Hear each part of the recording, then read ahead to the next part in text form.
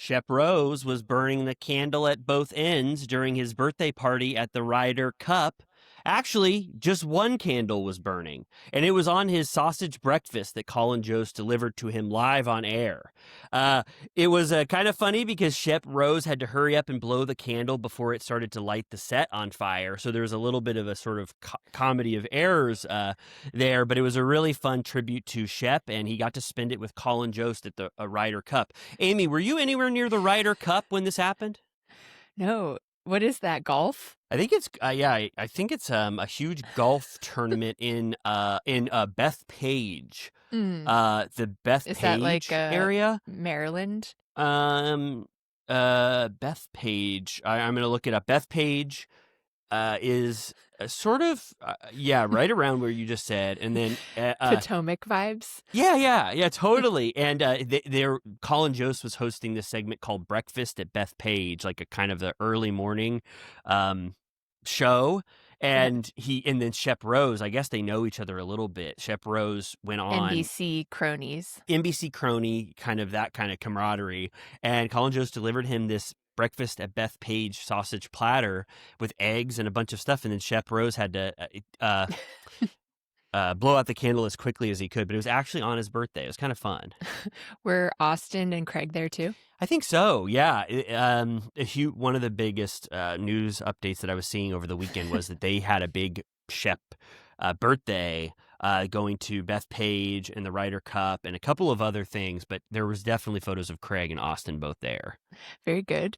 I've told you that I had a total change of heart about Colin Jost in the recent past because Really? I found him surprisingly charming on Celebrity Jeopardy. Oh my God, I am so glad. I felt like I sort of had to keep my Colin Jost, what's that called? Fandom for him sort of in check, because I know that the internet consensus or whatever with this thing that we always refer to is that there's this general feeling that Colin Jost is like a dork or whatever. But I watched SNL and I always thought he was funny, and he was great as a host. Him and Michael Che were great, and I'm so glad that he was able to show a new facet of himself on Celebrity Jeopardy. For you. I just realized I meant pop culture Jeopardy, not Celebrity Jeopardy, but you know what I mean. Still, isn't he kind of fun? Isn't he kind of fun? He was good at it. It was like he was self-deprecating in the right ways. He sort of like kept it light and poppin'. But I don't know, on SNL he named his memoir Most Punchable Face or whatever, Yeah. so he's aware of that quality. Yeah, they're like, it's like people can't help I guess they want to punch him or they like, this is a Harvard Lampoon nerd, so to speak. I want to give him a wedgie, or I don't know what it is, but like an Ivy League guy. Like this guy looks like he'd be wearing a sweater on his neck, and he would be rich, an ascot, and he'd have a monocle, and he'd be sort of like be patronizing towards me, but he's not like that at all. He's fun, nice. Yeah.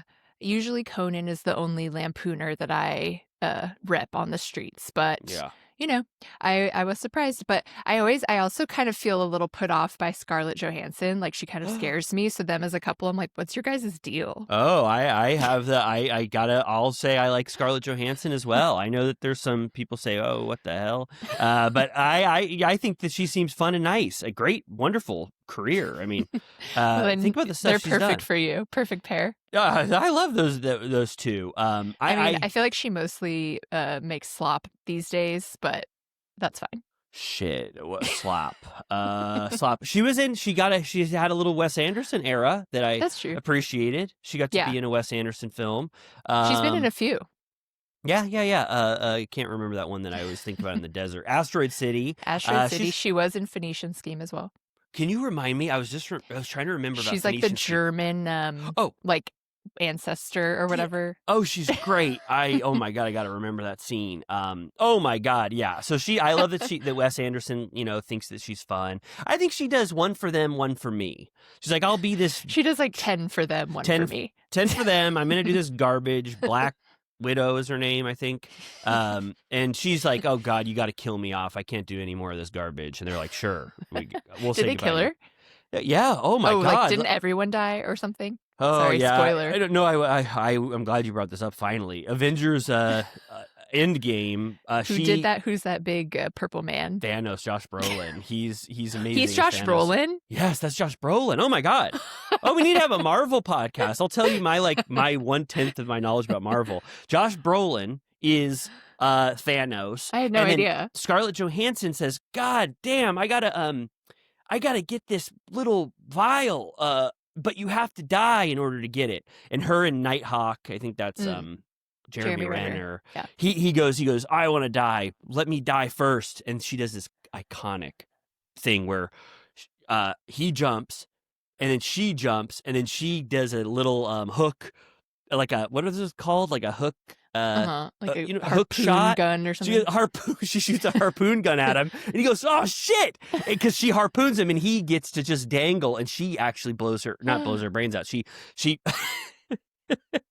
she dies on a bunch of rocks, and so she's the sacrifice to get this vial to kill Thanos. So it was. But doesn't he blow up everybody, like Spider-Man and everybody? He does. Yeah, he does. But in Endgame, they figure out a way using Ant-Man's technology to get quantum mania. Yeah, quantum mania. But the what's surprising is that they still adhere to those deaths in Endgame. It was this is a huge spoiler. If you're getting into Marvel for the first time right now, don't use this as your way in. But Robert Downey Jr., Chris Evans, Scarlett Johansson, they all bite the dust. Canonically, probably the top earners. Yes, yeah, and that's why they had to start fresh. They were done with this. Time for Thunderbolts. Yeah, time for Thunderbolts. Who we know now that they're considered, I guess, the new Avengers. But so Scarlett Johansson, you're right. Like some stuff, if you looked at her IMDb, you'd see a lot of garbage, but then you'd also see, I think there's a Ghost World. Lost in Translation. She started young. There's the Horse Whisperer. Speaking of Robert Redford directed that. Yeah, and I think that she's funnier than you would ever imagine. You know what I mean? Like her humor is sort of a secret weapon, and maybe that's what appeals to her about Secret Weapon. No pun intended, speaking about Marvel, but maybe that sort of that humor level is a little bit what makes her enticed by Colin Jost. Could you imagine sort of the rippers they're telling? You know what her worst movie was? What? Don John. I love you hate Don John. Yeah, Don John. There's something deeply wrong with that film. Marriage Story. Oh my God, that's in your top. That's in top 10 of all time of any filmography of any actor. Scarlett Johansson has Marriage Story for the rest of her life. So you have to say now to me, you have to give me credit that she's a one for them, one for them, one for you. I just think if you, is she in Eleanor the Great, or she just directed it? That's out right now. I don't know. That's a great question. I think with that June she did. Squibb.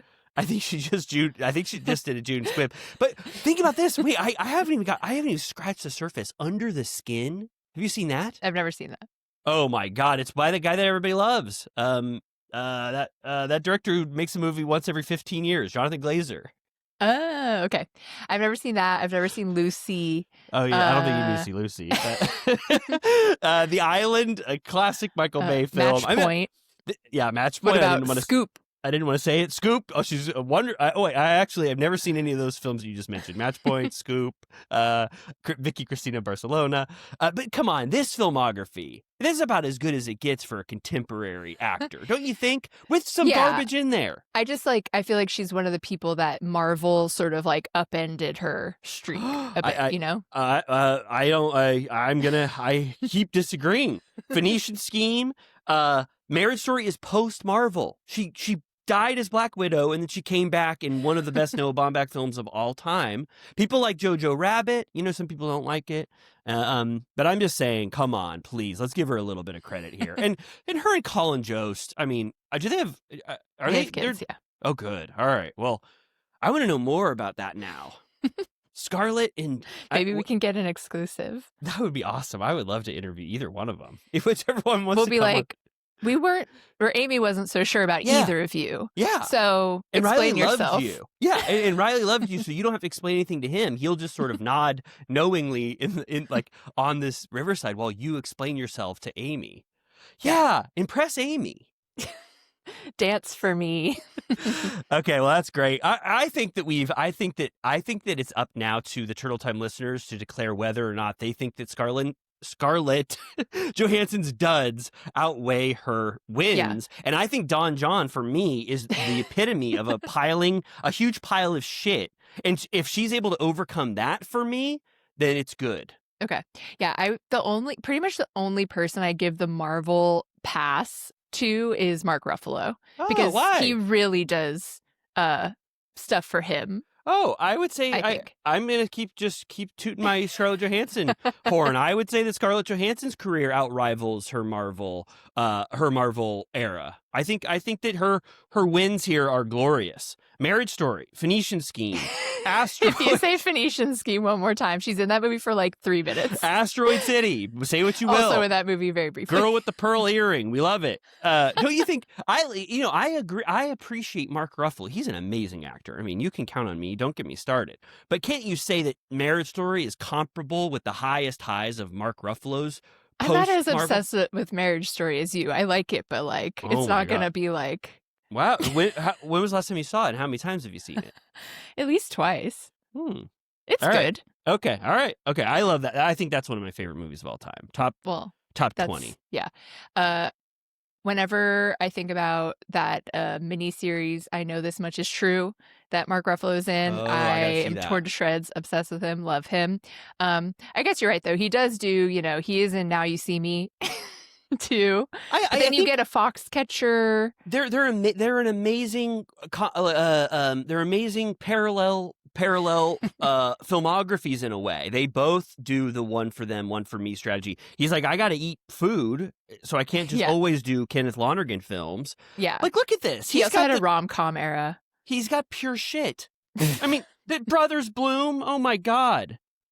He's wonderful in Collateral. Oh, he's wonderful in Eternal Sunshine. He's wonderful. Zodiac, like one of my all-time faves. Wonderful he fucking rocks Mickey that 17, shit. who knows? The kids are all right. Fantastic. But then he has to do, pure slop. Any Marvel movies, Infinity Polar Bear, whatever the hell that is. Margaret, of course. I mean, he's in the Hall of Fame for all time. Anna Paquin was on Cinematrix today, and I couldn't use Margaret. It didn't work for anything because it was robbed of its Oscars. We got to do trouble. We got to do a Lonergan on Villa Rosa Film Society one day for sure. But yeah. Any win for me that Mark Ruffalo and Scarlett Johansson have similar trajectories? Comparable. If there's a slop bucket and a gold bucket, they might round out to the same amount. Yes. No, I'm saying gold is spilleth over. Marvel's for ScarJo more than Mark Joe? Or Mark Ruff. Mark Ruff and ScarJo. I think Mark Ruffalo, maybe he should do a Press Riley segment, and he has to tell me, has your slop? He would do it. Has your slop outweighed your wins? No. He's so good. One time, when he was filming the movie, I think it's called Begin Again. It's about like music, and it has Keira Knightley. They were filming it outside of a bar in New York where my sister's friend worked, and so we just like visited. And my mom was staring at him so much when he was just like hanging out outside that he came over and asked us if we were like trying to get his attention. I was like, no. I was like, we're fine. Sorry, she's a freak. Go. Really? Wow. But that was he was like, what's up? That was nice of him because the staring was so intense. I was like, I'm sorry, no. How long did this conversation last? Oh, I was like, no, we're good. Like, I immediately was like, you're free, stop, it's fine. Oh my God, I would feel the exact same way as you. What the hell is Begin Again? Should that go in the slop bucket or gold bucket? It's kind of like probably in between. It's like a little like indie whatever. All right. I let me give you this. I think Scarlett Johansson's pure shit, like Lucy and Don John, definitely is spilling over the bucket to where Foxcatcher, which I think is just, not great, like a 7 out of 10. Now You Can See Me. People love those movies. Like, I don't see just absolute shit on Mark Ruffalo's, in Mark Ruffalo's filmography before he became, it doesn't count before he became a star. I don't give a shit about Fish in a Bathtub. Are you or whatever pro or anti Poor Things? I liked Poor Things a lot. Okay. I loved it. I hadn't seen a good movie in so long, and I went to the theater, and I think it was my birthday when I watched it, and I was really happy about it, and I loved him in that movie. I thought he was great in that movie. Yeah. As kind of a little stinker, I guess. You know what I'm going to say something controversial.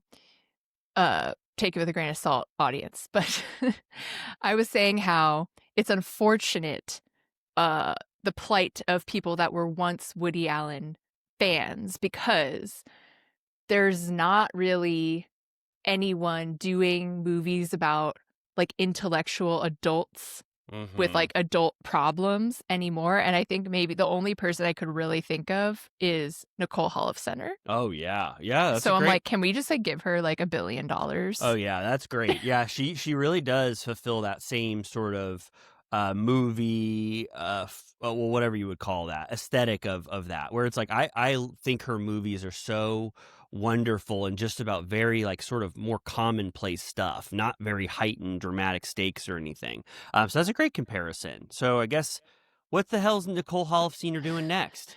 I know, what is she doing? But every time one of her movies comes about, I'm like, fuck yes. Like, that's all I ever want to watch, is movies where like people that, I don't know, it's like a certain type of person with a certain sort of like neurotic problem. Yes. Oh my God. Yeah. I love, I mean, if for people who haven't seen, if they're like, who the hell are they talking about? Enough Said and You Hurt My Feelings are two of the best movies that I've seen in the last 5 years. They're both so fun and great. Julia Louis-Dreyfus is amazing in both of those films. Enough Said is probably, I love James Gandolfini in that film. So that's probably Friends with Money. Friends with Money. That's a fun one. She also, she did You Hurt My, wait, didn't she do You Have to Forgive Me or whatever? Oh, I think she wrote that film. She wrote Can You Ever Forgive Me? That's another great She movie. also low-key wrote The Last Duel, but that's totally different. Yeah. I think you're right that there is a dearth of options like that for that sort of dramatic film that's not like genre. A Sunday fun day, like matinee movie is all I want. Oh my God. All right, well, let's just hitch our wagon to Nicole Holofcener's next film, whatever that may be. And then I gotta say, should we stop talking about films? That was a true Turtle Time tangent if I've ever seen one. But yeah. Well, I wanted to congratulate you first, because we are recording this on International Podcast Day. Congrats to us both. September 30th, as everyone knows, is International Podcast Day. It's a day when all podcasters rejoice and celebrate their podcast. And so this is going to come out on October 1st. So you're going to be like, holy shit, we missed it.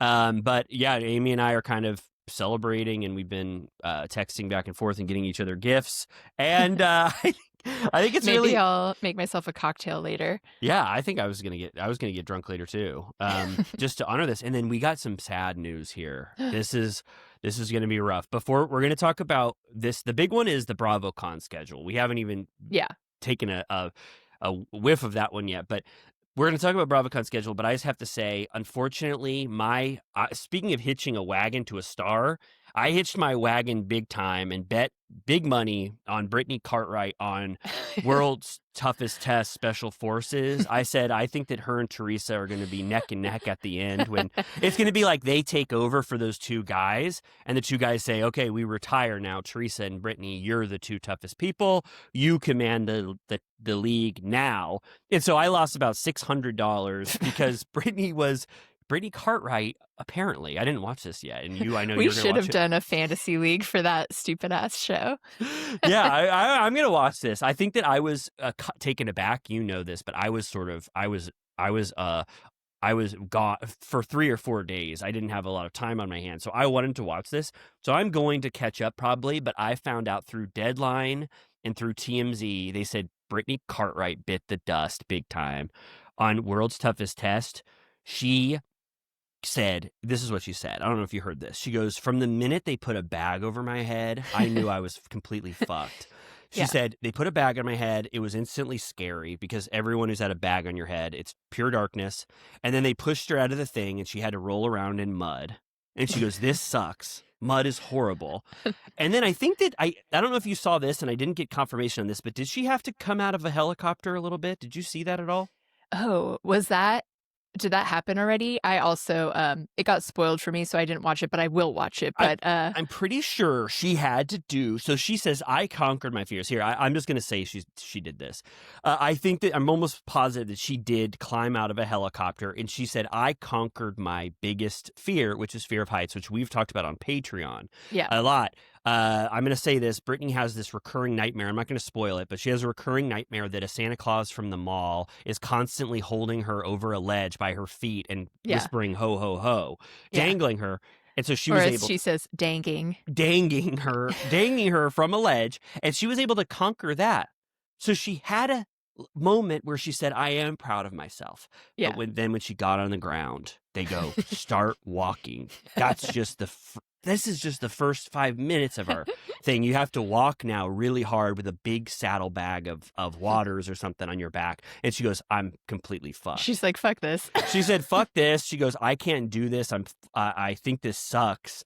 I don't get what she thought it was going to be. Like, watch one episode of the last show and you'll see how hard it was, and that she was probably going to be like Tara Reid and just be like, "I literally can't do this." Yeah, I think she said, yeah, you're right. She goes, "My worst fears, in addition to that Santa nightmare, is that I would have been the first one voted off." But she said once I was there, after I had rolled around in mud, her face was caked in mud. She has to walk with a big saddle bag of water. And she goes, "I can't do this anymore. I know I'm going to be the first one out, and I don't want that, but I just can no longer do this." And of course, the guy started yelling at her. Yeah, I don't know what. Pissed. He was so pissed. I mean, he gets pissed at almost everyone. Yeah, that's his job. I am a little disappointed though, because I did want to watch her on that show. So I'm like, that is a check. Like, that's one less reason to watch it, but I think I still will try.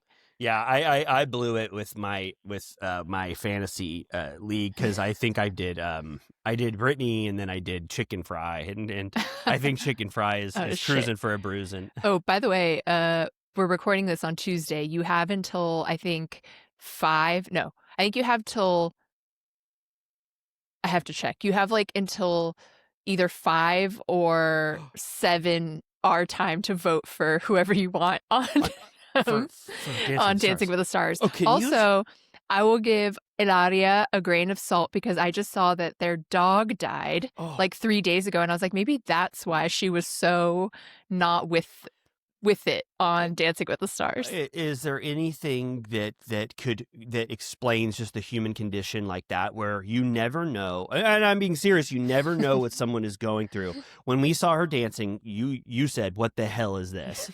And then we saw the judges, they were buzzing her, saying, "Get off the stage, get off the stage."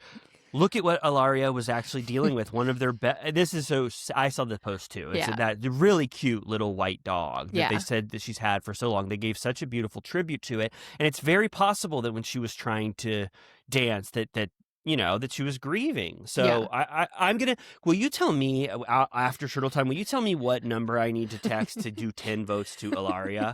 I want her to be like. I want her to be like, "Holy shit! Where did these 10 votes There's come a from?" huge spike. She went from 0 to 10.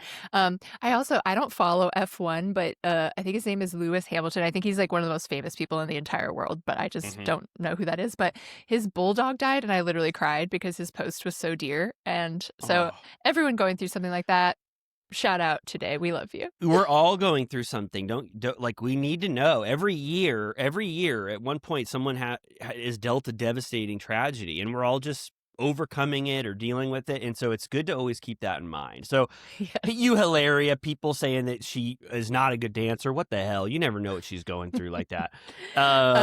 Speaking of devastating tragedies, we found out today that our flight out of BravoCon is earlier than the Next Gen NYC panel.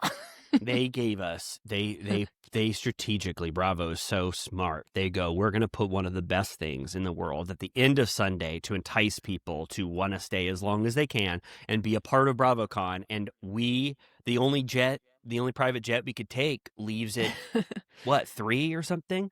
Yeah, something like that. So we're going to miss Next Gen NYC. But what my only the only thing that keeps me from not screaming is that we are going to see little blips of those cast members throughout the week.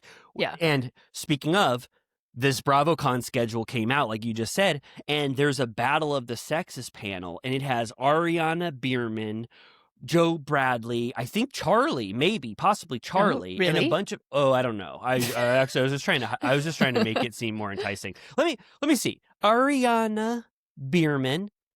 Oh, sorry. I spelled Ariana Bierman, Riley Burris, Craig Conover, Stephen McBee, Maddie Reese, Tom Schwartz, Jesse Solomon, and Wes Wilson are all competing. And Gina Kirschenheiter, one of our favorite OC legends. They're all going to be in a Battle of the Sexes competition together. So at least we get a little peek of them. You know what I mean? Maybe Charlie's not even going to. Maybe I lied. Maybe Charlie's not even going to BravoCon. Yeah, I think Bravo might be slowly backing away from him, which is unfortunate for the quality of the show, but I get it. But so you're right. You were right. Everyone was right. Georgia McCann, Brooks Marks, Ariana, Riley, Ava are all at that final panel with no Charlie. I think you're right. They don't like this sort of Bitcoin crypto controversy that's going on. Yeah. I feel like West is going to eat it up at BravoCon. He's going to freaking love it. Oh, my God. I think he will be, too.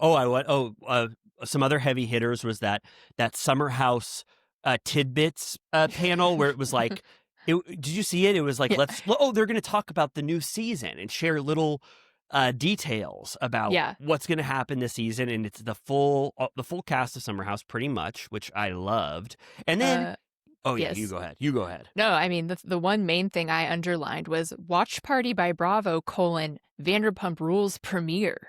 That's going to be the most sought after event, I think, this weekend, because everyone's going to want to gander at what the hell they did with Vanderpump Rules. So we have to get into that one. That's going to be like, we got to leave the Bravo Bazaar. Oh, yeah. Oh, yeah. I'll be like, please, Amy and I are journalists. Can we get to the front of this line for that's where you have to use your VIP clout. I will. I will. And I'll say, please, for the love of God, we need to get in here to cover this. Oh, did you see this Yep, We're Besties panel? And it's just Cole McBee and Larsa Pippen.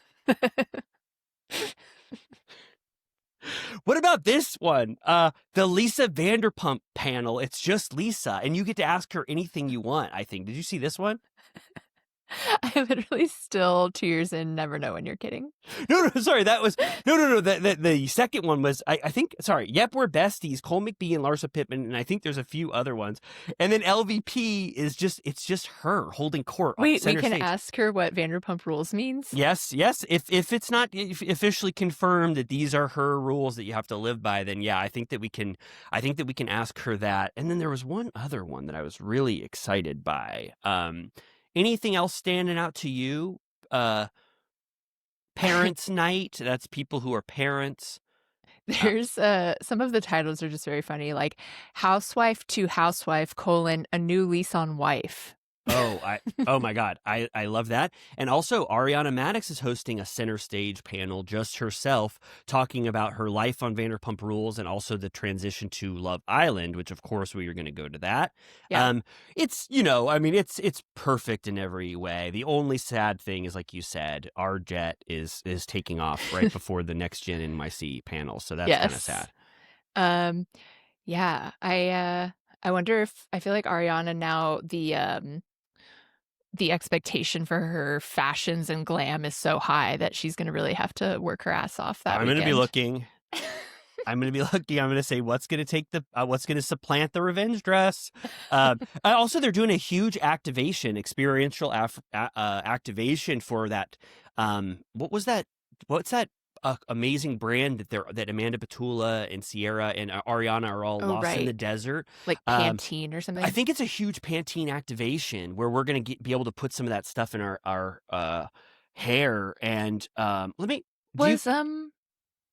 was Ariana on stage for the Vanderpump panel last time, or she didn't go? Yes, of course she was. Because remember. The reason I remember is because at one point James Kennedy and Tom Sandoval started doing a push-up competition, and Ariana was so bewildered and pissed because she was like, "What the fuck is this panel? Why am I watching James Kennedy and my ex-cheating boyfriend do push-ups in front of me?" I really got to find this brand where they went in the desert. Whose Instagram do I have to go to? Amanda Petula. I thought it was Pantene. No, I think you're. I think you're right. What was it? Yeah, you're right. I'm sorry. Yeah, you. I can. Yeah, you're right. They were in the desert and they're searching for. I gotta say, I don't know if they're owned by the same company. It's Vaseline. Oh, Vaseline. Wait. You were right about... I think there's like multiple brands. Oh. Like it's called BravoCon Beauty. Oh, okay. And so like I think Amanda's is Vaseline. I think Ariana's is Pantene, and then I think there's like one more. That is okay. All right. Well, that's a whole like big deal. So then we're gonna get to experience some of this stuff. For that activation. Yeah, Tresemme. Okay, well that makes sense why we were kind of thinking about the different brands. There are multiple of them. But this sent my BravoCon anticipation up through the roof. I'm like, oh my God, this is going to be so fun. Can you imagine? We have to gear up. I know. I'm doing a cleanse. Okay, and then because this is our Salt Lake episode that we will be talking about very shortly, we must talk about that they released the taglines finally. I think this is the best crop of taglines I've seen since we started Turtle Time. I laughed a few times. Me too. I was laughing. You want to start with the worst and then go to the best? Okay. Let's see here. I consider probably Whitney's and Heather's in contention for the worst. Yeah. So let's do I'll do Whitney's first. Okay. I think I could say it's the worst, or we can talk about it. Roses are redheads. Violets are blue.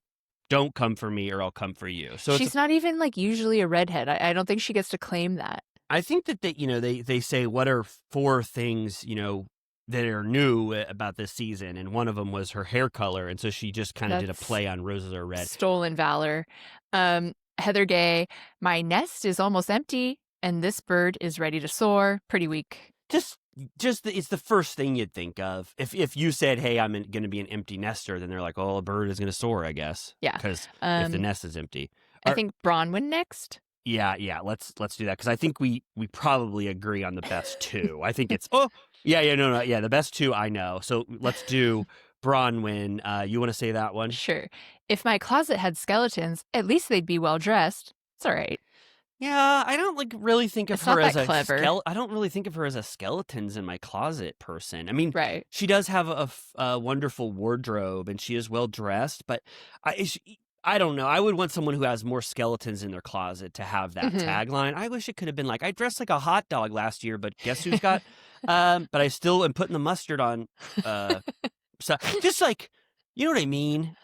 I don't think of her or the Todd father beckons and I just, there's much better vibrant Bronwyn stuff to celebrate than just her closet with a bunch of stuff in it. Oh, I came up with one for Norman the other day. Oh my God. He would be like standing there and he would go, I may be toothless, but I still bite. Oh my God. Oh, holy shit. That is so good. Oh my God. I may be toothless, but I still bite. And the bite is sort of metaphorical, right? Like he's like, still I'll come for you. Oh my God. That is awesome. Wow. Oh my God. It makes me want to think of one for Archie. You should. It's my favorite game. Yeah, it's so fun. I like when Andy asks them on Watch What Happens Live, and they always have like one ready to go. All right, okay. I think that we can agree that Lisa is his third best. Or were you, or where were you? Where do you think? I'll just say I was thinking Mary and Angie are tied I for was 1 and 2. Between either Meredith. I think Meredith is kind of funny because she's like, it's like, oh, that's your thing now. My list. Oh my God. Oh, I'm so sorry. Oh my God. Oh my God. No. Oh God. Lisa's next. Then I think it's Meredith, Angie, and in Mary in contention. Yeah, oh my God. Okay, Lisa's. You could imagine that she was going to do this. I don't go low. I go the distance. She had no choice. She is kind of like low hanging fruit. But there are other options you could have done if you are gonna use go the distance. I'm glad she used go the distance, but I don't know if. I don't go low is my favorite. It's a slightly better version of what Heather did with her nest, my empty nest. All right, you want to do, who do you think's next? Meredith. Yeah, let's do it. Okay. While you drop lies, I'm dropping the beat. Yeah. Which I'm like, is it even established on the show that she DJs? No, it's for us. It's a little bait for us to be like, oh my God, we know Meredith DJs, but she hasn't done it, within this franchise. And you got to just give her credit for having I'm Dropping the Beat. Yeah. But you do wish that she would have done a little beat with her mouth right after. Don't you wish? Yeah, maybe in the video version there will be something. I hope so. But it is good just because Meredith is sort of telling us that, she's dropping the beat. You got to give Meredith credit for saying that.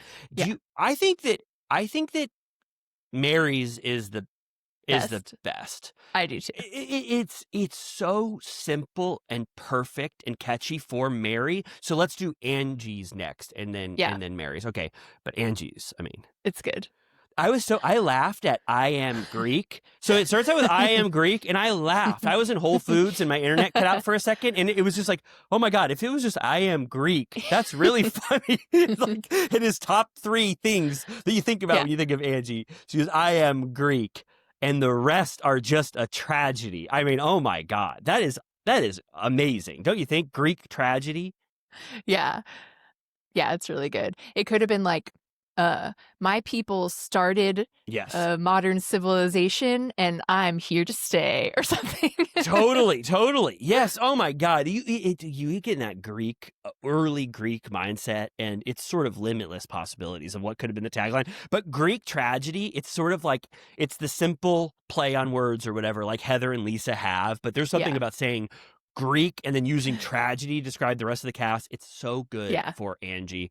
And then lastly, you take this one away, Mary's. Yeah, this is just like a sleigh as far as play on words goes. She goes, I'm just here to eat, drink, and be merry. I think that someone just said, holy shit, we just came up with one of the best taglines. It's just so simplistic, but perfect to do that play on Mary. You almost wonder why they've never done it for another Mary anytime. But I'm so glad this was the right time for Mary. It's like, it's almost Shakespearean. I'm just here to eat, drink, and be Mary. Just be herself. It's almost to be or not to be in a way, with the eat, drink, and be merry. It would be like extra sleigh if like food and bev was her thing, Of course, it's a little, non-specific, but it's great. Yeah, it's great, and so these were fun. We've been talking about some pure shit taglines for a really long time. We've said that they're creatively they need a big boost, and this was what we needed. At least 3 of the 6 or so are great, and then no Brittany. She's not a full-time cast member. I bet hers would have been good. Yeah, I may have high body count hair, but at least I have hair. And then you'd be like, which cast member doesn't have hair? All right. How do you feel about our? Should we? Any other news? I think we should take this energy straight into talking about the new episode of Salt Lake City that we're going to go watch and come back and talk about. Let's do it. Do you want to take I don't know about you, but I could use a big certified turtle piss break. Would that make you happy as well? Let's do it. All right. Goodbye. Bye. Now that's what I call a certified turtle piss. I feel better. Do you? Me too. Oh my God. We haven't done one of those in a while. Yeah, we're filled with piss, but we're back. What did you think of this new episode? Oh my God, this Salt Lake City episode that was called Dismissed, the 3rd episode of the season. I thought it was great. But I'm having a little bit of conflict within my mind of rooting for my, someone I love dearly, one of my, heroes, top 5 favorite cast members of all time. Unfortunately, Lisa's getting a little bit of an edit in which they're like, what the hell is wrong with Lisa? Barlow, even Whitney is making Lisa look like she's off the rails, deranged. And so I'm like kind of conflicted because I'm like, damn, Lisa, who I've seen, she's been a champion for so long. She's on the ropes. Yeah. Majorly. And I don't know if I've been witness to something like this in a while where I'm like, my top dog is losing. Why did she re-enter the ring without proper ammunition the week after? I'm not sure. She's off kilter. She's definitely off kilter. Something's going on. She's got 3 people. Bronwyn and Angie are very powerful. Whitney is not very sorry to Whitney heads. I know there's a few of you out there. Whitney is loving life because she got on a major train that is rolling through the station, and the anti-Lisa train, and she is loving having Bronwyn and Angie on that train with her because they are really providing the anti-Lisa agenda, and they're doing a great job of it. Lisa is now losing allies. She's got Meredith, who's a horrible ally, as Meredith proved this episode. Heather is considering leaving Lisa's side. And so I don't know what to think. I think Lisa needs to really, she needs to properly assess these rivals. I do not want to see Lisa go like Lisa Vanderpump did, away in shame. This can't happen to Lisa Barlow. So I'm really hoping that she's got some things in her back pocket to go against this trio that is proving pretty powerful against Lisa, I gotta say. What's that called? Like, who's the head of a witches' coven? Like the new Supreme, they call it. At least in the Ryan Murphy world, there's a Supreme witch, and I feel like Bronwyn is quickly rising, and I feel like Meredith should lose her snowflake. Like, I'm like, you haven't earned your snowflake. Get the fuck out of here. She should. I mean, Lisa should be, Lisa's already thinking about Meredith again, as an ally because of this episode, which was great, actually. I love that they called into question Meredith's loyalty because I think that Meredith was just completely checked out at that camp. She was there for a paycheck. She didn't know what the hell was going on. But Lisa is rightfully going to use that as a time where Meredith didn't back her up. And then Whitney and Brittany are bolstering that claim by being like, where the hell was Meredith? You should have seen her. She didn't say shit at the campgrounds. Even Mary was like, no, you didn't say anything. Everyone was like, no. Yeah. So this is this is an organized attack. This is a takedown, but it's more enjoyable to watch because I do find a lot of merit to Angie and Bronwyn.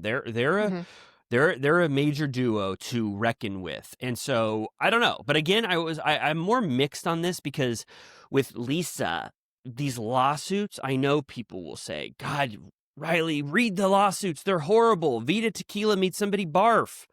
And oh my God, this guy's credit card. But still, I have faith in Lisa Barlow. I consider her a trustworthy person. I believe that some of these lawsuits are frivolous. So I'm more on her side, but there's some amount of what the audience perceives where I'm like, you're winning. They're winning against Lisa. She looked kind of deranged. And this, this was like there's been other examples of this sort of evidence room that you bring somebody into, but I just think that it wasn't enough to sway anybody. And she got she looked, it made her look a little rough. I feel like we haven't seen this lack of self-awareness in a while. It's obviously a little bit tongue-in-cheek, the way that these were produced. It's has a level of humor and camp to it, but at the same time, I think that's actually what she would do. Yeah, I think presenting so too. Evidence. I think so too. Yeah, it didn't feel out of the ordinary as something that Lisa would do. If I was Lisa, which I know it's too late for her to get my advice, she never should have isolated Heather like she did at that lunch by saying, "I'm so much better than you, Heather. You have no idea the kind of shit I do in my off time." That was missteps left and right. Huge misstep. And then Meredith never has proved to be a good ally because she doesn't give a fuck about anything and she doesn't care about the show at all. Asleep at the wheel eternally. Totally. All right, well, let's start this. They give Lisa sort of like, this is kind of, they give her the start of this episode where it's like, Lisa's back. Like, could she be back? She's at, what's this place called? Premier Vita Tequila Lounge? Have you ever heard of this shit? No, but it looked like, from what I could deduce, it was the HBO party for that shitty movie Mountainhead. Yes. Totally. Yes, of course it was. I had deductive reasoning as well. And I said, those 4 cast members, she goes, guess who's coming? These 4 cast members, guess what movie it is? And it was, you easily could know if you know what the cast of that movie was. But she had PR mistake number 1. She called him Ramsey Youssef. Really? She blew it's not even close, right? Isn't it Rami? Yeah. Yeah, of course. Holy shit, Lisa, what the hell? And then she reminded me of her another Lisa in my mind when we talk on Patreon about Vanderpump Rules. She made me think about Lisa Vanderpump when she was going, turn this table 45 degrees this way. I think this deserves flowers to be on this table. Yeah, fluff these flowers. Can you dim the sconces, please? I go, oh my God. And then I had to ask, I was asking to no one in my house. I was alone in the dark. But I go, was there whispers that Lisa was going to get a Premier Vita Tequila spinoff, kind of like a Southern Hospitality or a whatever the hell else is called, Vanderpump Rules, where she gets to be the head of an empire and then she gets to boss the people around at Premier Vita Tequila? Was that ever a thing, or am I just making up fan fiction for some reason? Hadn't heard that, but that sounds fun to me. I feel like that I would love to watch those shenanigans and the name dropping of it all. Because they want more Salt Lake City. They wanted it sold on Salt Lake, and they're like, oh, this is a pile of shit. We got to nip this thing in the bud. But I think if Lisa Barlow, played her cards right, she could be that figure. Especially the movie premiere aspect. You got Cody Smith. The guy who played Chevy Chase in Saturday Night. You got Cody Smith. You're rubbing elbows with Cody Smith at Premier Vita Tequila. It's a den of entertainment if you've got some people like that. And then Lisa's like, dim the sconce. And then she goes, I hope Steve Carell doesn't have a nut allergy because we have an assortment of just a bunch of macadamia nuts that they're supposed to eat. And then she goes, and also Ada, you don't spill anything on Steve Carell. And then she goes, just kidding, you can. The girl was just taking orders. She just kept being like, for sure. Yes, definitely, for sure. I will do that. Yeah, she was. Did you like this little peek at Premier Vita Tequila Lounge? Sure. I liked it too. I was like, what is this? I was like, I don't know anything. I don't know anything. I don't know about Lisa's businesses enough. She's an experiential activation expert. She has a Premier Tequila line. And then and then she has a lounge to it's like almost like collusion, because she can have a party through her planning, but then she could supply her own alcohol. It's whatever the legal version of collusion is. What they must be in a sort of Salt Lake City where I don't think alcohol is really appreciated. Like having a tequila lounge, people are probably people are on their way to go to a Diet Coke fountains factory, and they're like, "What the hell is that? A tequila lounge popped up?" We also haven't talked about, didn't Sundance get moved? She's fucked. Right. Where is it going?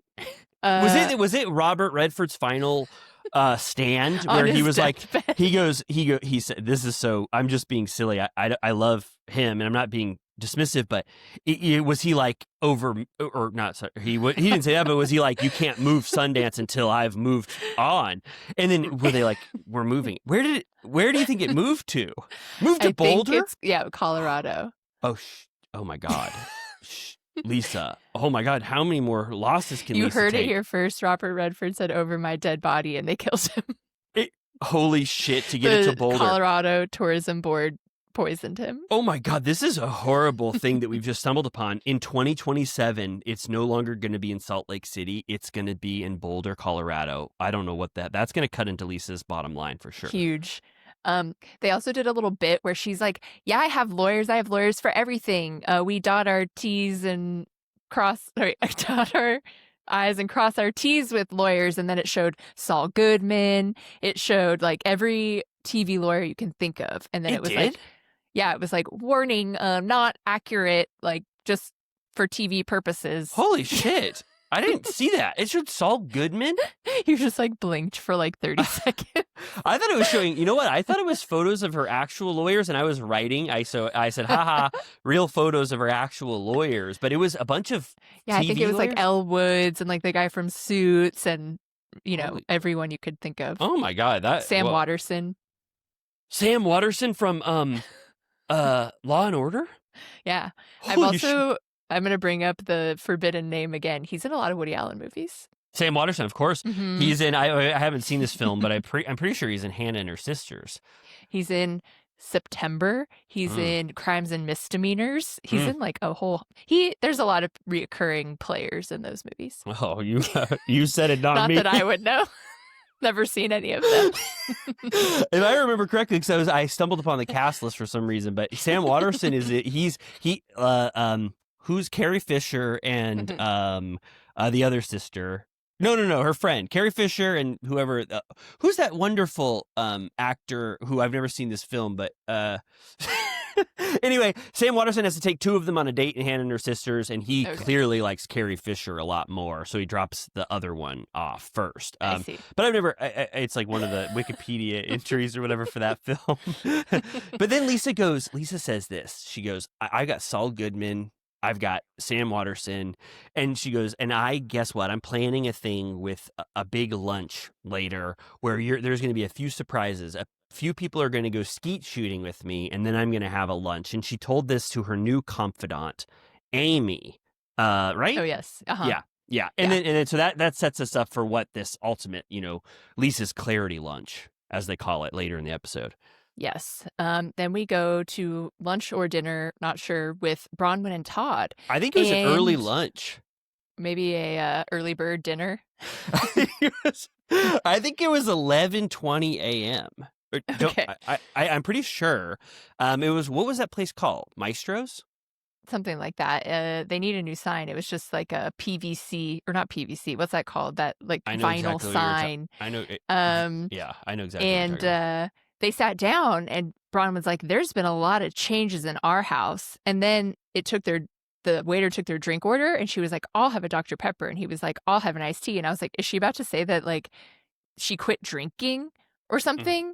And then that never came up, but it felt like she was about to say. Because I obviously was like, oh, are they going to share a bottle of wine or something? Yeah. But then she got Dr. Pepper, and then she drinks Dr. Pepper again later in the episode, and he gets an iced tea. So I was just wondering if it would be relevant, and then it wasn't. I thought the same thing. I didn't know what she was saying. I thought she was like, we flipped its house on its head or something. And I was like, did you guys get a new house? And also she was like, Todd, do you see where I brought you? I wanted you to get a little taste of Italy. And I was like, are you planning an Italy trip with Todd? There was a lot of leading towards misdirects. And then I mean the reveal. We're like at home nodding. We're like, take you to this restaurant, and then she's like, anyways. It was we thought three different things. I thought huge Italy trip with Todd is coming up. You thought they're both not drinking alcohol anymore, and I thought they moved out of their house. But none of those were true. No. But then, they do order burrata, brie, and carpaccio. And then this is when Bronwyn goes, no, it's not a trip to Italy, Todd. No, we didn't flip our house, as you know. We have hardships at home. Yeah. And this is when the episode gets sad. Really, the saddest scene you've ever seen in your life. Yeah. Is Bronwyn and what she's dealing with both of her parents. Mm-hmm. She's, brutal stuff. Her dad has Alzheimer's. I think she says he's had it for 10 years, so it's been ongoing, but it's reached the point where at first she had him and her mom, who had brain surgery, live with her, but then her dad was progressing in a way that they couldn't take care of him at home, so they put him in memory care, but the mom stayed, and she feels bad about that they're like separate. And then also her daughter's boyfriend moved in, so there's like all kinds of crazy shit happening at that house. They showed a unseen footage of her commiserating with Meredith, who dealt with something similar with her dad, which I don't know if they covered. I don't remember that, but it seemed like we were supposed to know that. Yeah, I don't remember that either, but I maybe we were learning it for the first time, but it was also to show that, there was some, Meredith and Bronwyn might be bonding in some way. They gave us a little flash of that scene, I think. Yeah. And then she starts talking about all the Lisa stuff, and she's like, a lot of the things happen that I'm not sure if I can move past. And he goes, I don't know why you bother with her at all. And she goes, it bugs me when people don't like me. And he goes, a lot of people don't like you. Look at all that stuff on Facebook. Yeah, and she goes, Todd, I do not have Facebook. You must mean Instagram. And she goes, and yes, I do get a lot of mean comments on Instagram. Do you think, I assume she does, but even me, who I love Lisa Barlow and Bronwyn, I'm like, why did you lie about that jewelry? Like, what are the mean comments? You suck, Bronwyn. I'm telling you, like the Janet getting bullied to the high heavens. I'm like, welcome to being a housewife. I think it's just, you never want to reach a certain threshold of notoriety, because you will instantly be seeing the most heinous shit alive. But I don't understand. I don't get. I know. People I are have nuts. I know. Can I say one that I saw? Brittany Bateman, who is only bringing pure fun on her Instagram. She posted something fun and funny, like singing dressed as Shrek or whatever at the mall, and it was so funny and sweet. And then someone commented, goes, I miss seeing your botched face on my TV. And I was like, geez, it. I go, oh my God. I go, what the hell?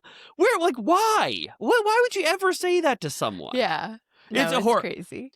Anyway, this is all to say. I say it all the time, but come on, even if you disagree with Bronwyn, what's there mean to say? And didn't wasn't this an empathy generator? She's at home. She's dealing with her dad who has Alzheimer's, and her mom has a brain tumor, and she's living with him. It's like there is such a sweet, wonderful side to Bronwyn, but despite what she's doing and how she's navigating on the show, it's you know what I mean. I mean, People I'm preaching don't know to the her choir. like Todd does, but but we did see these beautiful things about her. We saw these sweet things. Her relationship with Gwen. No, if you're famous, you're going to get called a nasty little pig online. It just is what it is. I'm waiting for my turn. Oh my God, it's We've gotten horrible. a little taste here and there. Geez, every 10th comment is like the most despicable thing I've ever read in my life. I'm like, this is horrible. Okay, speaking of endearing, Angie goes to her dad's house, who is 89, apparently. He looks amazing. He's marching around. He might be the best 89-year-old I've ever seen. It's him and Gene the Machine is 94, right? He's even better than Gene the Machine. Well, but those 5 years are big. Spry. That's true. In your 90s, every year is like 5 to 10 years. It's huge. I loved it, even Angie, again, the exact same thing. I'm mad at you, Angie, for how you're dealing with Lisa Barlow. You treated her like she was your friend on that FaceTime before that camping trip, and then you were talking shit and called her Jen Shaw. But still, you'll win me over a million times when you have a beautiful scene with your dad like this. An 89-year-old. And he's got a sharp brain, like he says. He's smart as hell still. Totally. Completely with it. Doing great. And like still living alone from what I could tell. She says that she talks to him first thing in the morning and last thing at night, sees him all the time. He got out some family mementos, including it looks like their family was featured in Life magazine. They didn't really expand upon that and they had to blur it, but obviously that's an iconic cover, you could tell. Yeah, of course. Life magazine? Oh my God. Yeah, he was on. I'd know it anywhere. Yeah, me too. Life magazine. Yeah, I love that. And he talks about his hardships. The German army was really committing some, I guess, atrocities in this village that he lived in. And so he came with nothing to the United States. They said no clothes, no suitcase, and he said no. I just have the clothes on my back. And I loved. I don't know if it was the literal flight of them coming from Greece to the U.S., but they had a photo of them on the steps of the plane, and I'm like, bring back the flying souvenir photo. Like when you're getting off your shitty Southwest flight to go to Vegas or whatever, have everyone pose and then sell me that pic for like $20. Yeah. Oh my God. Holy shit. You just made my eyes light up with a money sign. Can I go on a bunch of flights and start taking photos of people as they step off the what's that called? Stairs? Yeah. Like, make it exciting to fly again. Yeah, like when we get off that jet in BravoCon, it was like a photo of us, all 8 of us or whatever, stepping out of that plane saying, do you want this commemorative photo celebrating you touching land in Vegas? I'd buy that in 2 seconds. Holy shit. I bring back photos right off a plane. I think I agree with you. Oh, and then Angie goes, Dad, those stories, you kept those from me, but then you always have loved Greece. And she goes, I love Greece just like you. You said you love Crete. And he goes, yes, Crete. What do you say? He goes, I get so excited when I see Crete.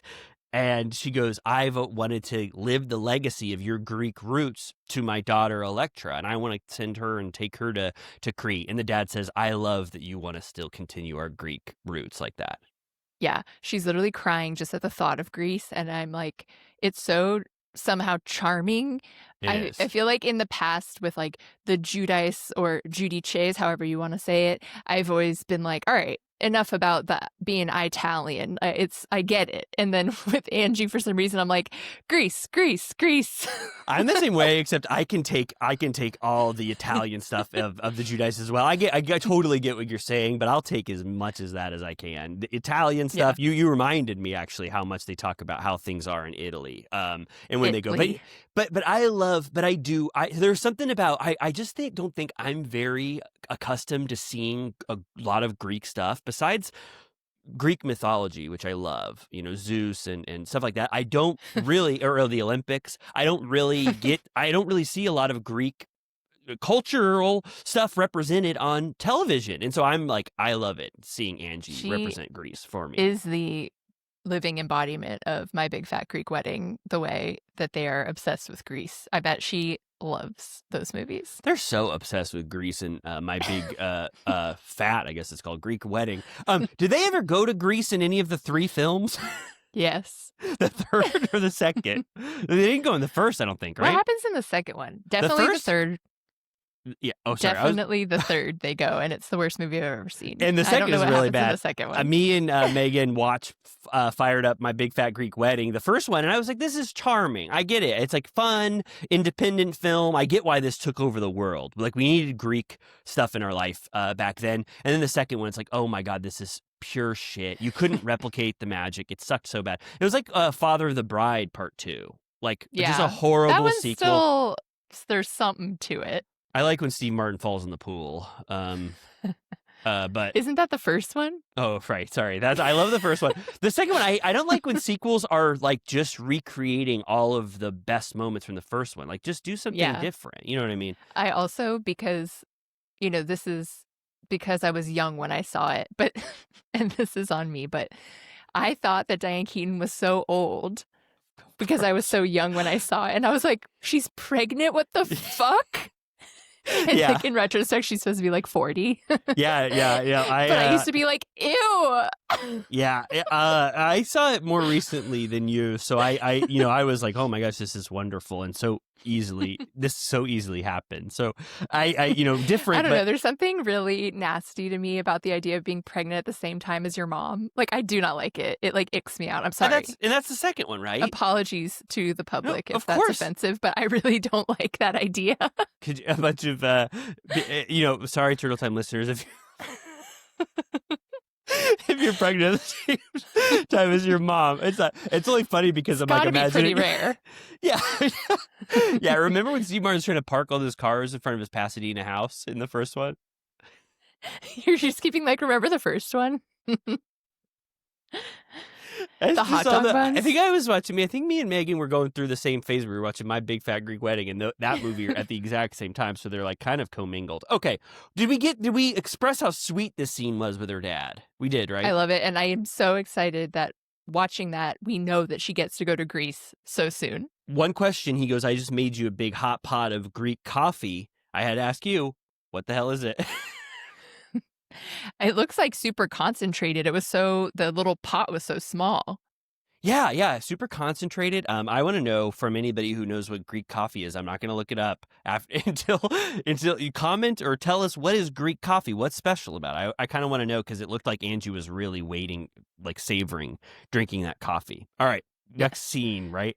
Okay, Bronwyn and her mom drinking Dr. Pepper / it looked like her mom was drinking that nasty like orange soda Coke. Yes, it was horrible. The soda selection that she has is so shitty for a soda city. Yeah. She had shitty sodas. What about this mom's name is Muzzy? Muzzy was like, the soda's warm. And also, Bronwyn pulled a big prank on her mom and shook it up right before she gave it to her. Did you hear that? She's fucking up left and right in this soda situation. Again, it gets a little dark. They're talking about she's been moving out of Bronwyn's childhood home to move in with her, and she's having to go through all of their stuff, including her dad's stuff, even though he's not there and doesn't remember shit, so he like can't be part of saying what to get rid of or not. So it's obviously just super sad. And like he thinks Bronwyn is his granddaughter because he thinks his granddaughter is still a baby. So he's just like very confused and it sucks. And then Bronwyn's emotional that he thinks she's a teen, so he is still seeing her in a phase that she's not proud of. Yes. Yeah, in a time when her dad was really worried about her. And she's like, so I'm having to like relive this era over and over again that I'm not especially proud of. It's very, I mean, it's like, I couldn't even obviously imagine anything close to that. It's just so sad what she's dealing with her dad, and then even with her mom there living with her. And then they get into, I guess the mom starts to make what Bronwyn considers to be some snide comments. Some zingers. So a couple of zingers. What was the first zinger? Oh, that Bronwyn needed Todd to get up out of the circling the drain moment that she was having in her life. And Bronwyn takes umbrage with the fact that she said that she needed Todd to get on her feet, which, anybody would be offended by that comment. Yeah, she's like, well, good thing you found Todd, because otherwise you would have been screwed. You couldn't have done it without him. And then they're talking about, the elder care of it all. And she goes, well, I hope you're okay with doing all that, because you're going to have to do it with Todd. Yeah. The implication was like any day now. Yeah, and Bronwyn goes, woof. She goes, that is dark. She goes, I hear about Todd getting or Todd being old all the time, and now the call is coming from inside the house. And then Muzzy just kind of gives a little smile, but it's like, no, I mean, you need to think. Yeah, you need to think about that. I love the name Muzzy. I think that's not her actual name, but I think that's such a fun name. Yeah, that's like an old school nickname. Will you remind me, did Bronwyn, this is horrible of me to ask, but did Bronwyn's parents, did they disown her for a period of time? I think so. Yeah, I mean, I'm pretty sure that seems like the story. I mean, I know that's so integral to Bronwyn's upbringing, but they were horrible to her during this time. I know that because they're a staunchly Mormon family, but I don't know. I don't remember exactly how much there was of a disowning or down and out. She was for how many years and stuff. But I just know that they were so disapproving of her having Gwen, and it really ostracized her from the family for a while. Yeah, for sure. I'm like, well, you're lucky that she forgave you and is taking care of you now. Seriously, wow, yeah, what a lesson. Be good to your kids. Be good to your kids, because you never know when they're going to have to deal with you a lot. When their rich husband's going to have to put you in elder care, but... Yeah. Oh, we didn't talk about this. Did you like seeing Todd again at that Italian dinner? He doesn't bring a smile to my face. No, and he rarely smiles himself. He's kind of, he's always pissed. But she did say that he's a little better and doesn't say such gruff, disapproving stuff of her all the time. Yeah, they showed the reunion clip where he's like, I know I come off as gruff. Yeah, he's like the embodiment of gruff. He's like, Totally. If you showed a photo, you said, what's one characteristic about this person, and it was Todd looking like this with his arms crossed, you'd be like, that's a gruff individual. Yeah. When they showed last week, when she was like, Gwen's boyfriend moved in with us, they were in the kitchen making breakfast and stuff, and you could see behind them just like 200 Starbucks mugs. Really? Oh my God. That's so, I mean, I like that quality of Todd, collecting those things. All right, Heather is at home, and she is, I think, I'm going to say it, she's turning a room that used to be storage for all of her daughters to now be a study annex. And she tells Angie this, which I think a study annex sounds so cool. Bookshelf, desk. Yeah, she has a chair. Third book deal, apparently. She's just churning them out. Bad Mormon, good time girl, and then it makes you really wonder what the next thing on that play of bad good is going to be. Yeah. You know what I mean? Well, she says she wants to turn her bedroom into a love den, so maybe it'll be a sex book. That would be awesome. Having sex again. Mormon no more. That's pretty awesome. It's like closing the book on Mormonism. Angie is Mormon also there. No more, time to whore. That's really good. Oh my God, Heather, do you have a title yet? I hope Heather watches Turtle Time. Do you think she does? Oh, I think she'd like us. Yeah, I hope so. That'd be so fun. Angie goes, guess what, Heather? In addition to your study annex, this is what I'm doing. I'm getting Greek citizenship, but my daughter Electra, who was named after a Greek god, could care less. Yeah. Didn't Electra do something gross? No. Electra. Oh, she just killed her dad. Wait. I mean, that's like part I of the thought she like chorus. fucked her dad. Sorry. That's all right. I need to. I definitely, if Angie is going to keep talking about Greek mythology, I'm going to bone up as a Turtle Time co-host and learn some of this stuff. I don't think she would have buy named that yellow book, that big yellow book of Greek mythology that we read in middle school. Do you know what I'm talking about? I think so. I wasn't going to say this, but Greek mythology was like, it was the coolest shit I was learning in 6th grade. I was like, can all school be like this? Just learning about cool myths of gods that were fighting and stuff. It was like, it was so awesome to me that existed. And apologies if people still believe, if people believe in Greek gods. Do you remember this?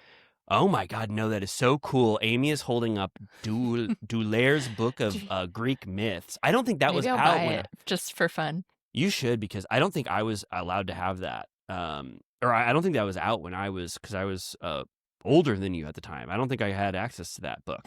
But Angie goes, I wish that she would be proud of me getting my Greek citizenship. But Electra says, you're making Greek stuff your whole identity. Stop it, Mom. Yeah, and Angie get a grip. Yeah, and you know, we said we love her talking about Greek stuff, but I could imagine her daughter, especially if she hadn't been being a big Greek supporter before filming, and then Angie is putting this on a little bit more, or she's getting in touch to the point where it's annoying to her daughter.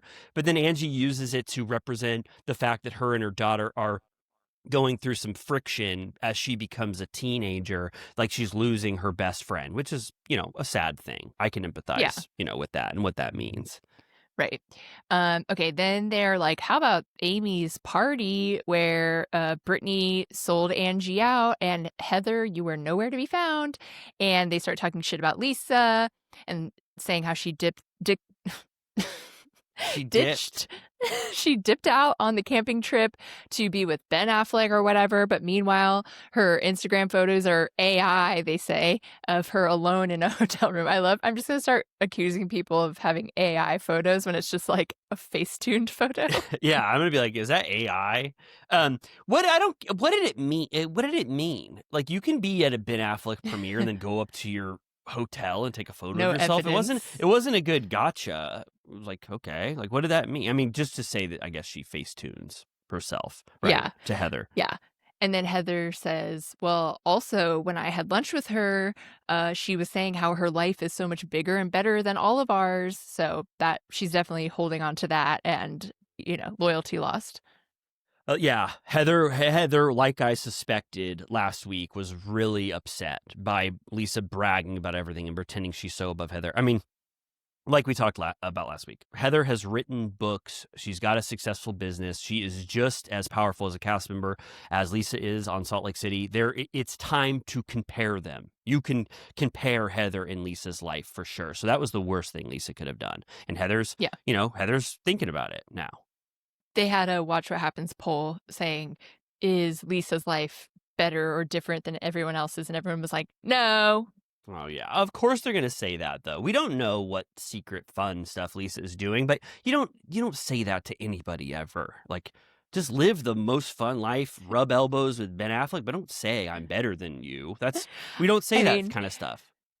Throwing the screening after party to A Simple Favor 2 is not exactly something that I hold in the highest of esteem. I know. It's fine. Yeah, and we already talked about Mountainhead was pure shit. Who cares? Like, what the hell was that like when you're hosting them? Like, did you have to screen that shitty movie? Okay, but then they're like, all right, this is the big kahuna here. Yeah, they might as well play that song. This is the big kahuna. They might as well play that song from the good,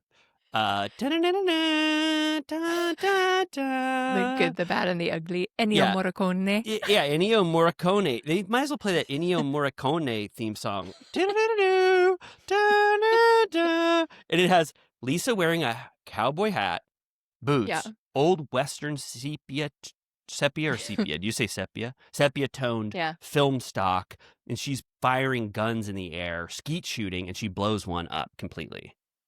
Yeah, and it's just to get us all in the mood for this skeet shoot at Blue Sky, which I think is just like a resort or something. Yeah, I think, this is a little bit of, this is being braggadocious as well. She's like, I come here to rest at Blue Sky. And it's like, we don't know what Blue Sky is. I mean, is it the best thing we've ever seen? We don't know. But she's like, we come here all the time to skeet shoot. And she's good at skeet shooting. And then we see the reveal of the A squad, which is Mary, Amy, Heather, and Meredith. And instantly who is not there. Angie, Whitney, and Bronwyn. And then my surprise was, what the hell did Brittany do wrong? She's just a loser to Lisa forever, I think. But right now she's all. But what did Brittany do to Lisa? She's been so firmly in Lisa's camp.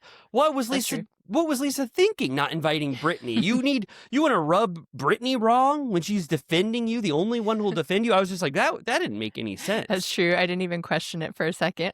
Yeah, I was just like, what the hell are you doing? Brittany is the only one defending you in all of these different environments. But I don't know what Lisa's thinking. I don't know what Brittany did wrong. But Lisa says this is the A team, and then the D team is going to meet us for a lunch later. Yes.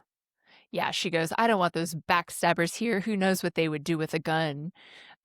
She said that? Yeah. Holy shit. Oh, my God. And then you see the other women lining up for their lunch. I have to shout out Bronwyn, because she always has the kooky fashions. I think at the lunch, she had a Judith Lieber bag that it might have been like a poodle or something on the table. And then here for the lunch, she had the coveted J.W. Anderson pigeon bag that Carrie Bradshaw had on And Just Like That. And they're like $1,000 for a shitty plastic pigeon. But if anyone wants to give me one, I will take it. Thank you. They're $1,000? Yeah, they're like total crap. $1,000 for a plastic pigeon by J.W. Anderson? Mm-hmm. Holy shit. Wow. This is the stuff where I don't even like. I was like, I thought you were going to say like she was dressed up like in a costume. And I was like, oh my God, I didn't even see what Bronwyn was wearing. But I love, so I'm glad that I want you to get that bag. It's $1,000? Okay. Yeah. And it's literal plastic, like the shittiest toy you've ever had. So it's very dumb, but all right. It's fun. Yeah, and this is when, I want you to have that. I really hope it happens. This is when they get led into a conference room, or no, it's a lunch. It's a nice lunch at the Blue Sky Resort, I think, right? But they're led into a room, and this is when there's a bunch of big poster boards of Lisa's various lawsuits, and they have big photoshopped red dismissed on all of them, and that's the main thing that's circling this lunch table. But then also there are photos of Lisa's successful moments in her life, one of which is finally getting to sit courtside at the Utah Jazz basketball game, and one of them is her on a yacht with John Barlow at one point in her life, which it's like I don't know about that, putting those photos there. Yeah, it's like Teresa and Joe defending their fraudulent behavior and having pictures everywhere of them spending the money in question. Yeah, totally. I think that she should have kept it legal in the legal arena, and not just like these are the highlights of how wealthy I am. You know what I mean? Right. It's like this whole thing was in bad taste. I think this whole thing made Lisa look worse, like we already talked about. And putting moments of you bragging about your wealth is the exact same thing that Heather is accusing you of doing at that lunch. And Whitney and Bronwyn and Angie get to play off this. They're like, look at Lisa. Look at her hubris. She's like another Greek figure we know about, Icarus. Yeah, everyone is just dogging on her. Mary's like, why are these blurry? And they're all like, what's this picture on the boat? You can't even tell what year it's from. They're all just basically, dogging.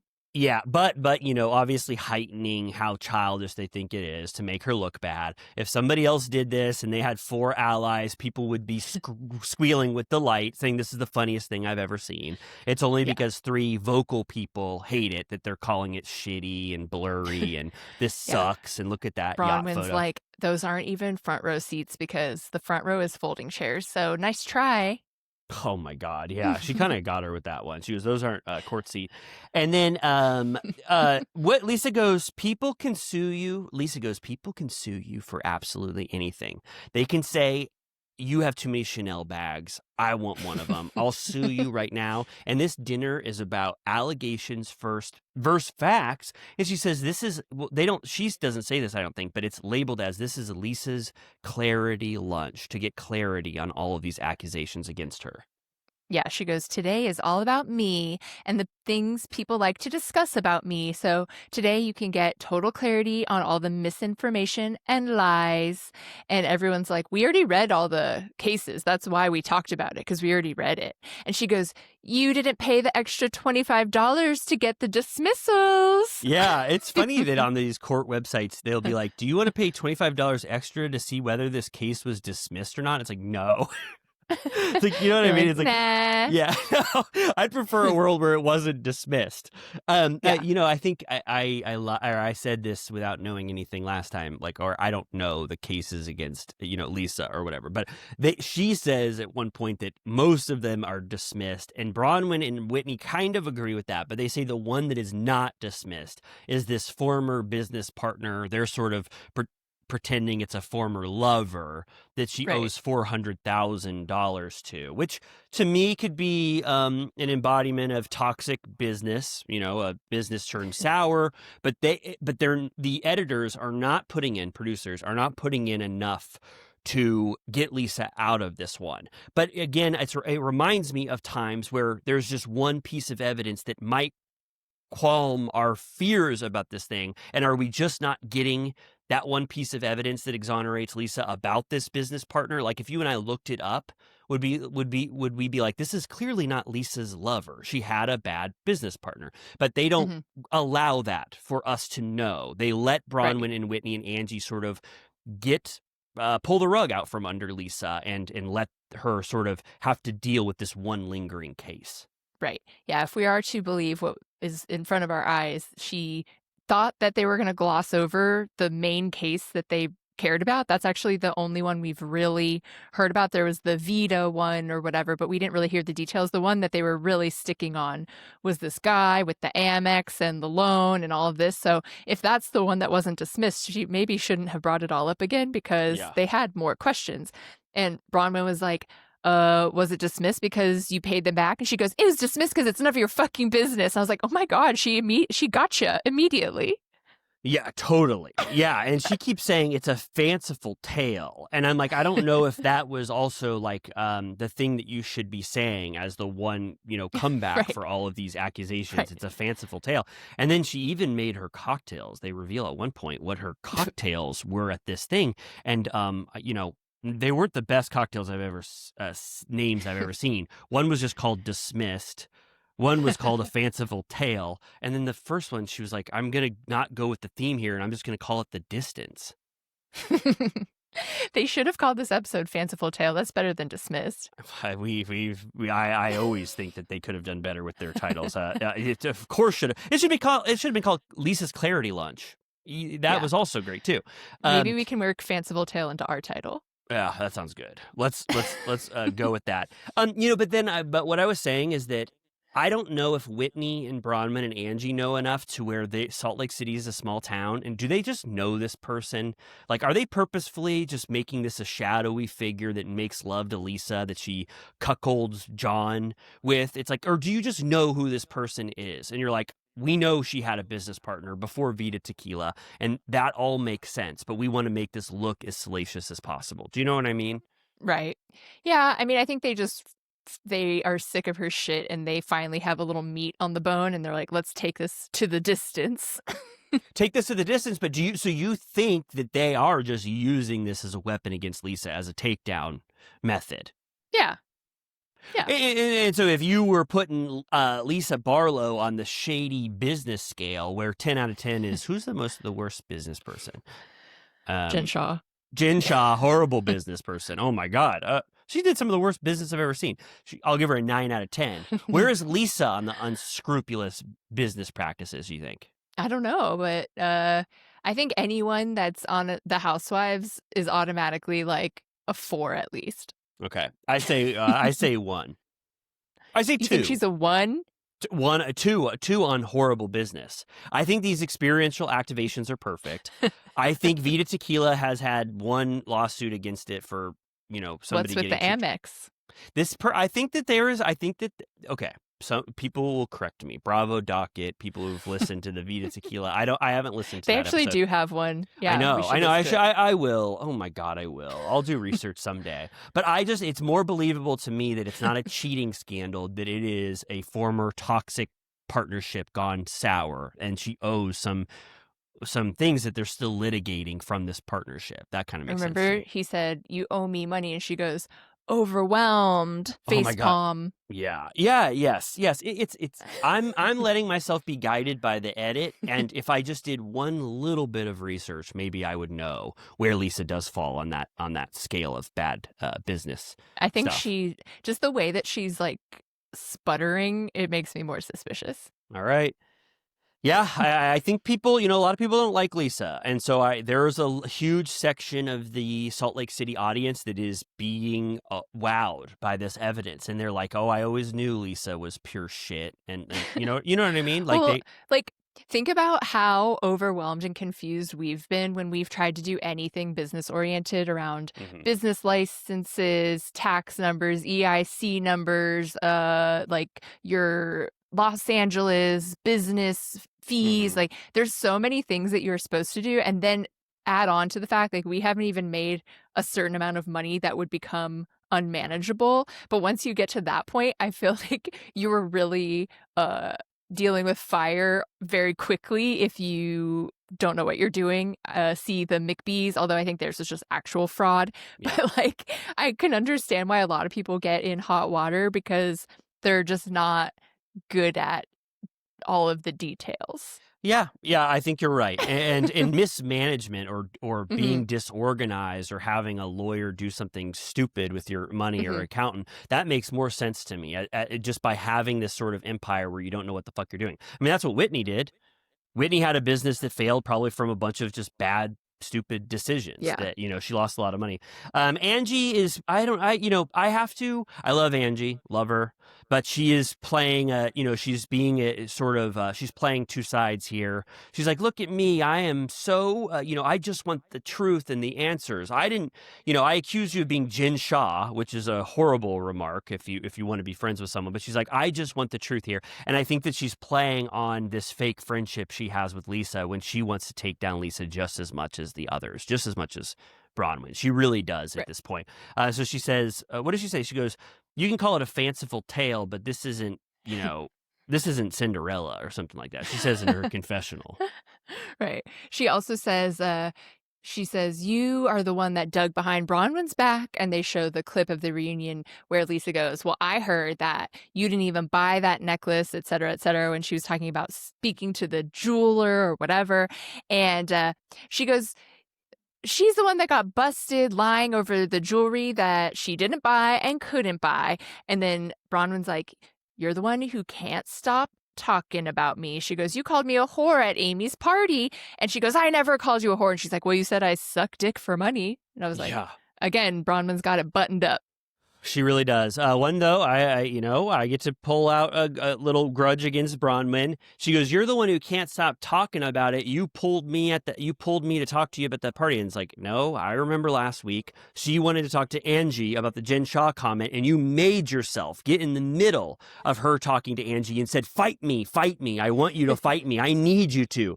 You hate me, so I deserve this fight with you." So Bronwyn's lying. She's mischaracterizing what Angie, what Lisa did. I got to give Lisa a little win. You're doing pro bono for Lisa right now. I gotta give Lisa a little win. One of my favorite cast members of all time. Bronwyn lied about that. I'm just saying she did. And then Lisa goes, I never said stuff like that, whore. And she goes, are you trying to make up for the fact that your husband is a misogynistic asshole? And I was like, God damn. And then Bronwyn, of course, because Lisa fucked up and called her sucking dick for money. Yeah. That now Bronwyn gets to go, you just said the most misogynistic shit in the world to me. So she didn't even get the upper hand on that one. That could have been great. Make Todd accountable for his horrible behavior last season, but she gave Bronwyn a win by saying suck dick for money. Yeah. And then she tries to bring up the jewelry again, saying, you lied about the jewelry. And she's like, we already talked about that last week. You missed the episode. Jewelry could have been talked about at Amy's party or at the camping trip. You missed that. So this is why Lisa is not on on proper footing. She missed an episode. You missed a lot. She really did. She's not. She doesn't know what happened at the camping trip. She doesn't know who her allies are. So she's out of sorts completely. She's blind. she's just flying blind here completely. And then Heather goes, she kind of gives Lisa a little alley-oop if she can. She goes, you heard about all these things against you. What was the point of this lunch? Because also Heather says she's getting hungry and they want to order food pretty soon. She goes, what do you want from this? And then Lisa starts screaming. She says, I wanted to clear this up. Can you get sued for anything? Yes. Do I make a lot of money? Yes. Is this a photo of me and John on a yacht? Yes.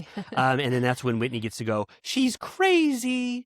She's completely off her rocker. Look at her, everyone. It says dismissed. And she's like holding the sign like the girl that holds the numbers at the race. Yeah. Bronwyn and Angie are doing what Whitney couldn't do for 6 seasons against anyone. Whitney has tried and failed with every single person to have a battle like this, and now she is loving rubbing her hands together as Lisa gets a takedown that is initiated by 2 other cast members, 2 new cast members. She can never do this, so she's loving life. Yeah. Then we get more Lisa versus Angie. Angie's like, why don't you ever let me talk? It's so annoying. You piss me off. And Lisa goes, I'm not the one trying to be Jen Shaw. And she goes, you use her hair, her brows, her glam people. And Angie's like, I've been going to my brow girl for 14 years and she's the best. She goes, it's like, lunatic I love that fringe. Was a trigger. Oh, totally. She goes, it's lunatic fringe. And Mary goes, she is the best. She's amazing. And they all kind of have this moment where they're all assenting to the fact that this is one of the best brow girls. Yeah, they're aghast that Lisa would ever bring that up. And then Lisa's like, God damn, you just got me on a tangent. She was like, I wouldn't have said that if you didn't call me Jen Shaw. It's like again, it's like she's losing every little battle she tries to start with all the other cast members. And then Brittany's in the background going, is that the same brow girl that? And they show the clip of she was the one saying that Jared Osmond was DMing her trying to get a piece and no one cared. And she was like, doesn't anyone else want to know? And they're like, next. They didn't want it. Lisa goes, Angie, can you get to the meat and potatoes? And everyone was like, oh my God, we're so hungry. So it's making them hungry when Lisa keeps saying meat and potatoes over again. And then this is when Whitney wants to get in on this one. She goes, can I just ask an innocent question? It's going to be so innocent. This is one of the most innocent questions a person can ask. If we heard and we got tagged in a bunch of posts saying you owed $400,000, what are we supposed to think? And then this is when Meredith comes in, finally, to save Lisa a little bit. Too little, too late. Yeah. Whitney, there's all kinds of stuff online about you. That doesn't mean it's true. And Whitney's like, now you chime in. It is really like just seeing, they're not the B squad, but it is like there's a huge power dynamic that is being shifted here. This trio is so powerful that now they even have Meredith on her heels trying to defend herself. They're like, wow, interesting that you would pipe up now, Meredith, after your silent camping adventure in the first episode. It's like, damn, now you're getting Meredith in it. It's pretty good. I mean, very good tactics that they're doing here. And then Lisa has to think about whether or not Meredith is actually on her side or not. And she's like, yeah, I trust you, Meredith, but we know secretly she doesn't, because she doesn't think Meredith defended her. Yeah, Meredith is like, everyone's saying I didn't stick up for you, but I did. And she goes, I believe you. And I'm like, why? Yeah, so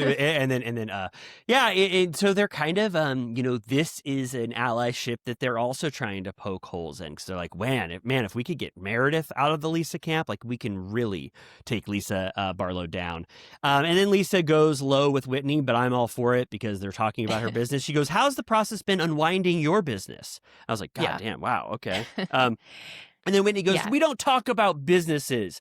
It's like, what are you talking? Oh my, are you kidding? Like, this is exactly what this lunch is all about putting a stain on Lisa's business. She's like, I blew it. It failed. It's over. We're trying to get out of it. And Lisa goes, well, then why are a bunch of people, because she said, did you have a bunch of angel investors or people giving 10K or whatever? And she goes, no, it was just us. And she goes, then why are there a bunch of people bitching on TikTok? And she's like, people say all kinds of crazy shit on TikTok.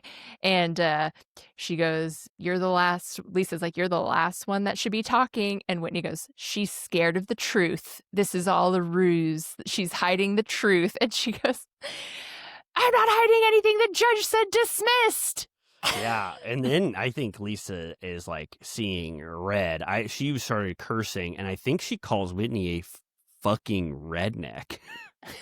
I think she calls her a fucking redneck, and she saw her red hair, and then she was like, redhead, redneck. And this is when Whitney starts screaming. She's so ready to take the mantle of Lisa Hate. She is so ready being called a redneck.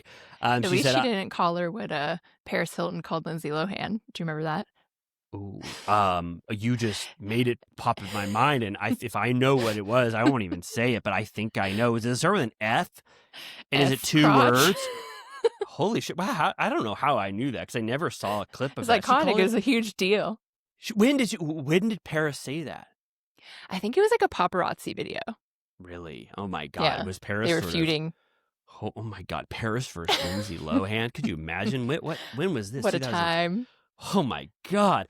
Whitney goes, I'm done with you. I will never speak to you again. She's screaming. Lisa's saying something about she's got evidence on her phone of the horrible wild rose practices. But Whitney is screaming too loud to where you can't understand what is truly happening. She's been called a redneck. And she goes over to Lisa. She throws a napkin in Lisa's face, which, that's like, that happens when somebody's being extremely emphatic, but I feel like Whitney throwing a napkin at Lisa is a huge deal, just knowing their history. And then Whitney kind of gets up in her face, and it's almost like they could fight, but Lisa's kind of pushing her away as Whitney screams in her face as loud as she can. I mean, Whitney hates Lisa. I mean, hates her. Pissed. She's so pissed. And then it's a to be continued as she storms off. She goes, she triggers the shit out of me, Mary. And we don't know how this, I guess we're going to see the second half of this Lisa's Clarity Lunch next week. Yes. No, I mean, they're bringing the heat. I have appreciated the past couple episodes because, as we said, the first one was a little strange, but I feel like we're back in action. I didn't see a coming next on, so I don't know what we are to behold next week. I didn't see one either. What the hell? Yeah, we watched it live, and that's why I couldn't understand what Lisa was cursing about. But I didn't see next week. Maybe they're keeping it under wraps. My team is losing here. What were we gonna say? So this week was dismissed. According to Wiki, next week is called Petty Little Liars, but the one after that is called the Salt Lake City Soup Man. That is awesome. The Salt Lake City Soup Man? We have to wait 2 weeks to see what the Salt Lake City Soup Man means?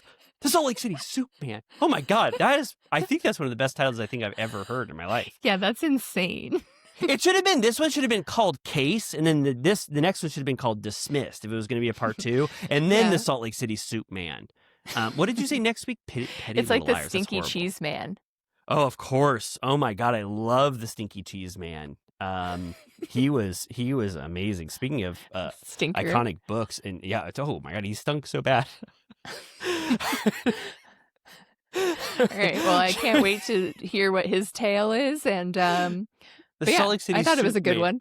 Me too. I thought it was awesome. I was just saying that this is not from an entertainment perspective. It's from a losing side perspective. I feel like I'm a sports fan and a team I root for. I'm not a sports fan at all, but a team I'm rooting for is losing game after game. I've never had this experience because Lisa Barlow is winning every season. I've had so many Lisa Barlow wins, and it's unfortunate. I hope she can pull the rabbit out of the hat and annihilate this trio who wants her demise. They're trying to take her down. I mean, that's it. They want Lisa. They want to run Lisa off the show. So, will it happen? We don't know. Will the Salt Lake City Soup Man be the episode where Lisa gets her vengeance? We don't know. Okay, Amy and I are going to end this episode. I want to say, can I say one of the first things we sort of promote at the end of each episode? Yes. Please review us on. We got one.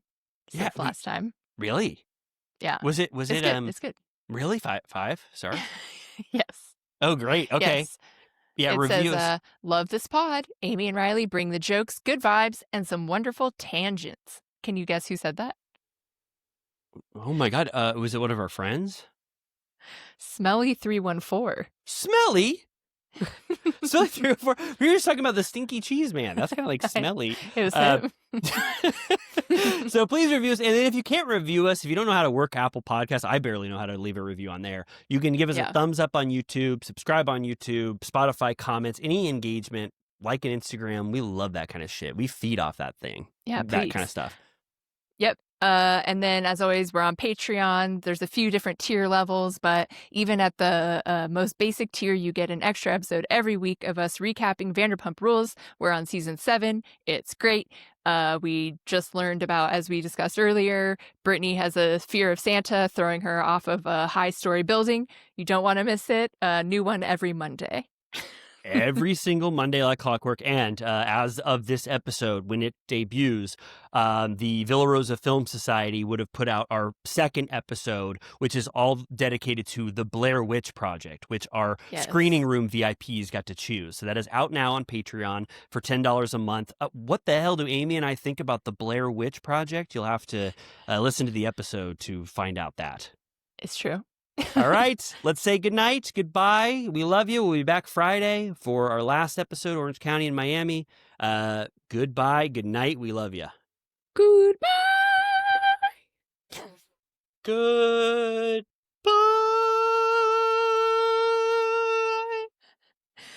Goodbye.